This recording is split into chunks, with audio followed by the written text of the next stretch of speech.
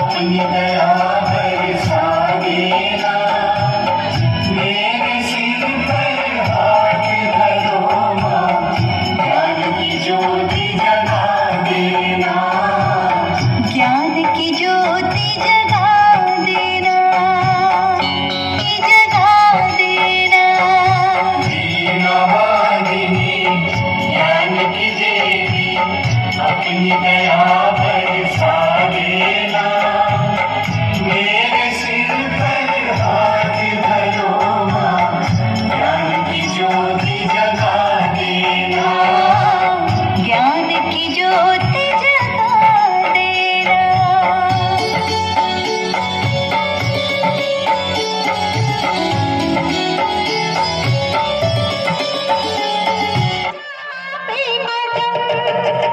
घर मंदिर से नहीं मौसम, तुम रसदाता है मौसम। सारी दुनिया बिछाएगी फूल, दिल अपना बिछाएंगे हम। सुस्वागतम, सुस्वागतम, सुस्वागतम,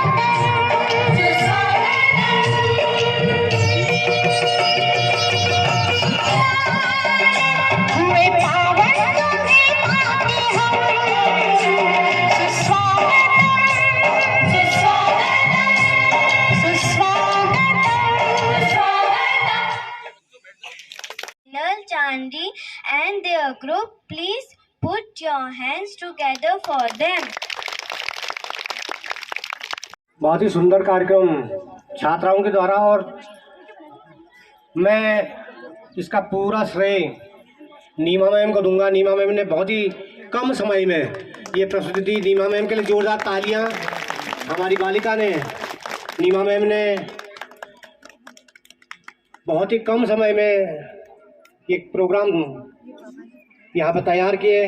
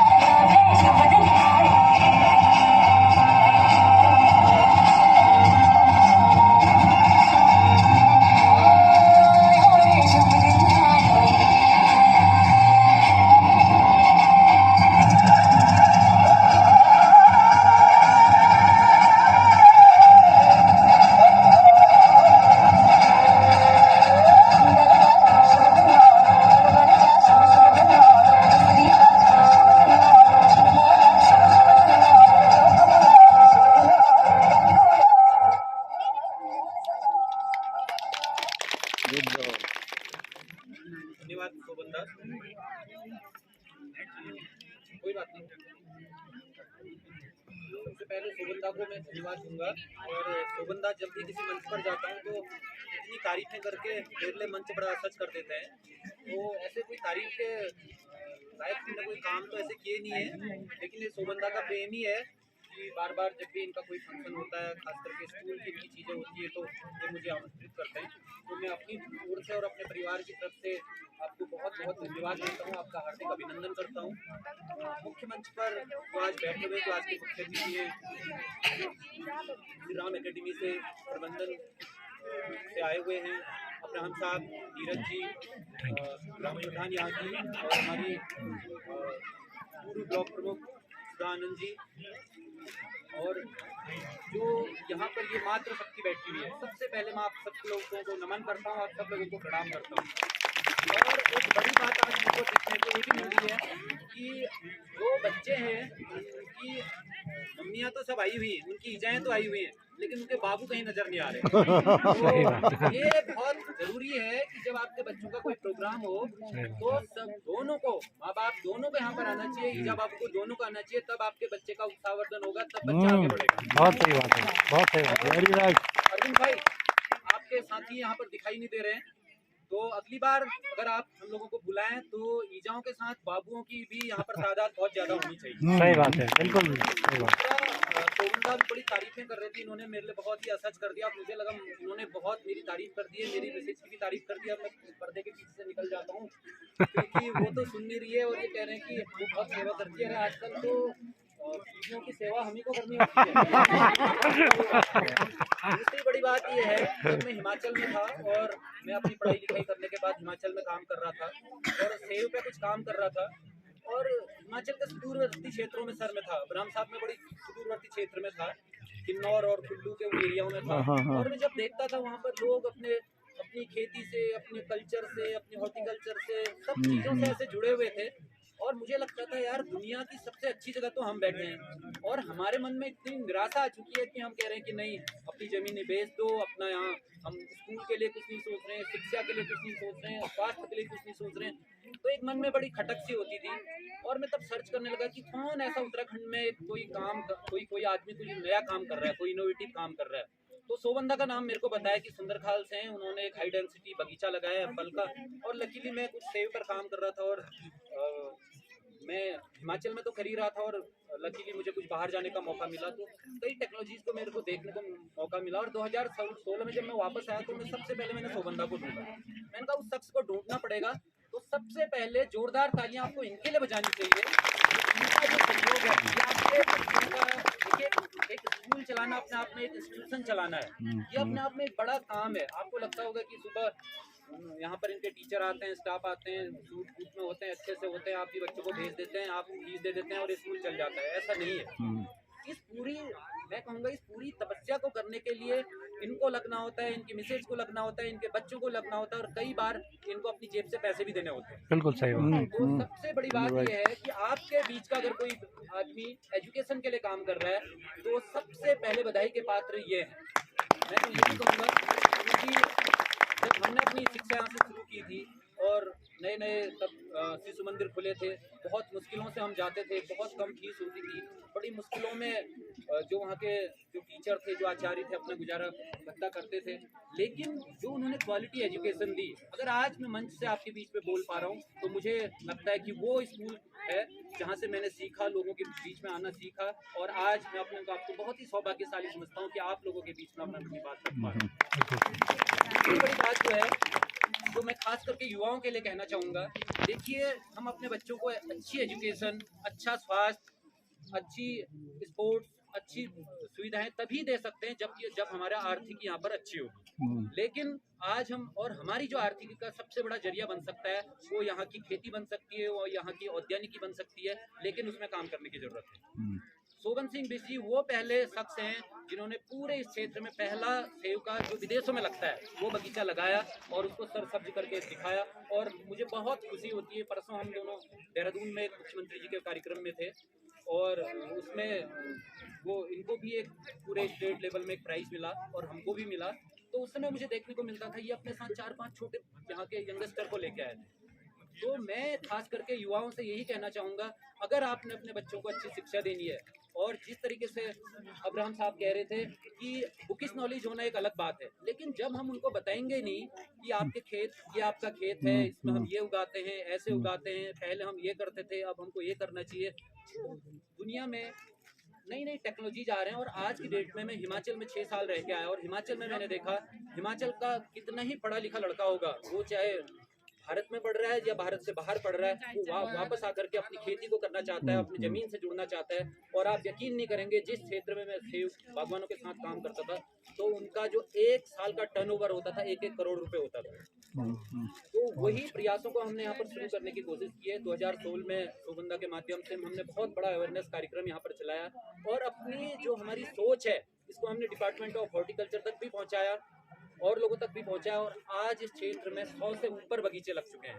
तो लेकिन इसके लिए मैं फिर कहूँगा कि जो यहाँ के युवा है उनको आगे आने की जरूरत है, उनको काम करने की जरूरत है। और आपके खेत जो दे सकते हैं, आप हिमाचल जाके देखिए, आपके जब आप शिमला जाएंगे, मनाली जाएंगे, कुल्लू जाएंगे, आप 2-2 दिन में पहुंचेंगे, आपकी कमर मैं कहूँगा कि टूट जाएगी। लेकिन उसके बाद वहाँ पर लोग अगर कर सकते हैं तो मैं तो कहता हूँ हम तो यूरोप में बैठे हैं।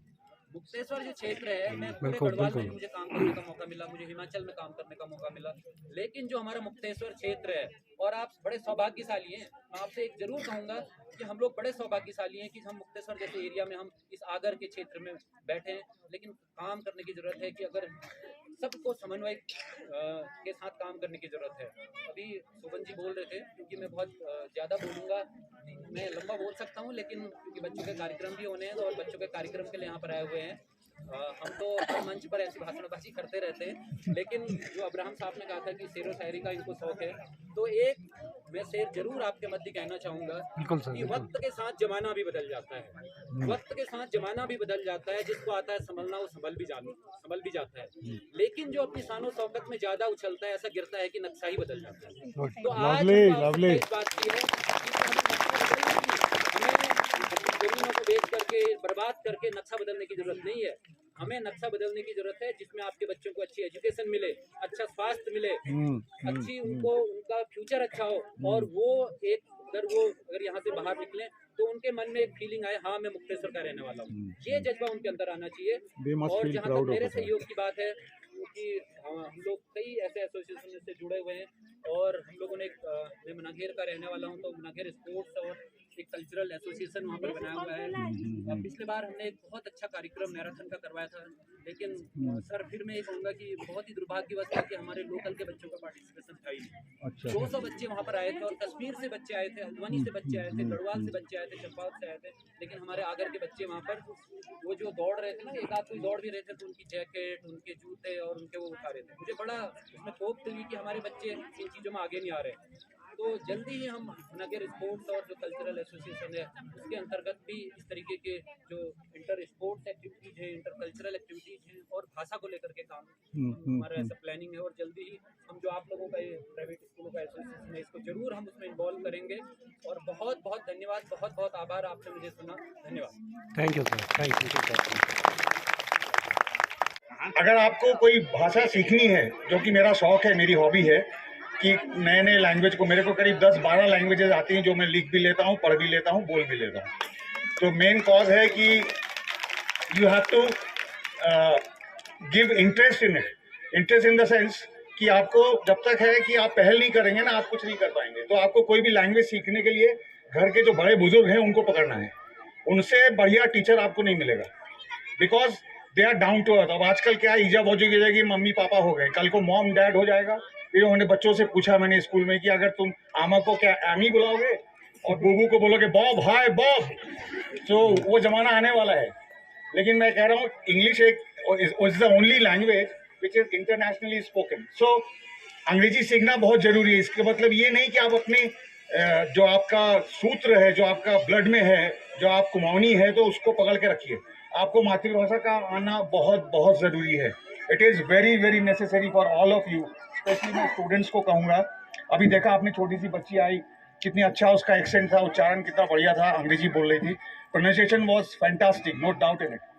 यहाँ पे मैं प्रिंसिपल मैम को भी बोलूँगा कि मेरे लायक जो भी हेल्प होगी, जो भी कुछ करना होगा, कभी कभी मैं आऊँगा, बच्चों को काउंसलिंग करूँगा, क्योंकि मैं हल्द्वानी से लेकर धारचूला तक सारे कॉलेजेस, यूनिवर्सिटीज़ वगैरह में गया हूँ और वहाँ पे जाके मैंने काउंसलिंग की है, क्योंकि the more you share your knowledge with the people, the graph will go up and up.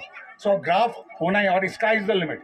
कहते हैं कि ज्ञान है और शिक्षा जो है वो बांटने से बढ़ती है। So you have to keep on learning, और सीखने की कोई उम्र नहीं होती है, स्काई इज द लिमिट। आप एक छोटे बच्चे से भी बहुत कुछ सीख सकते हैं, एक बड़े बुजुर्ग से भी बहुत कुछ सीख सकते हैं। मैं तो अभी अपने आप को, दाढ़ी सफ़ेद जरूर हो गई, लेकिन यहाँ से मैं बिल्कुल स्वीट 16 हूँ, मतलब एकदम यंग हूँ मैं यहाँ से। मैं आप अगर मेरी एक्टिविटी आप बच्चों के साथ देख लेंगे तो आप सोचेंगे कि क्या हो गया, ये बूबू को क्या हो गया। मैंने खबरदार, मेरे को बूबू मत कहना। अब मैं इसीलिए मैंने कहा था कि यहाँ बटी 50-50 कोस दूर जतुल गाम छान, वहाँ ब्याल के जब नानतीन दाड़ मारनी ईजा कुने चुप है जाल नंतर अब्राम सल्ले है। तो इसीलिए कहते हैं कि हम क्या चीज़ हैं, हम तो ना चीज़ हैं, चीज़ तो खुदा है जिसकी हम चीज़ है। So you have to. बच्चों के लिए मैं यही कहना चाहूँगा, बीस जी से मेरा मतलब ये निवेदन है, बहुत अच्छी विषय इन्होंने खड़ा किया कि कहते हैं ना बांटने से बढ़ता है। तो अगर आप ज्ञान बांटेंगे तो मेरा ज्ञान लेने के लिए बच्चे, जब भी मौका मिलता है मैं आऊँगा स्कूल में, प्रिंसिपल मैम से बात कर लूँगा, जब भी मौका मिलता है मैं आऊँगा, अपने स्कूल के बच्चों को साथ में लेके आऊँगा और आके यहाँ पे बच्चों की काउंसलिंग करूँगा। एक्टिविटी तो मैं यूनिवर्सिटी में भी गया, बहुत सारी जगह जाता रहता हूँ छुट्टियों में, और I just keep on sharing my experiences and knowledge with the students.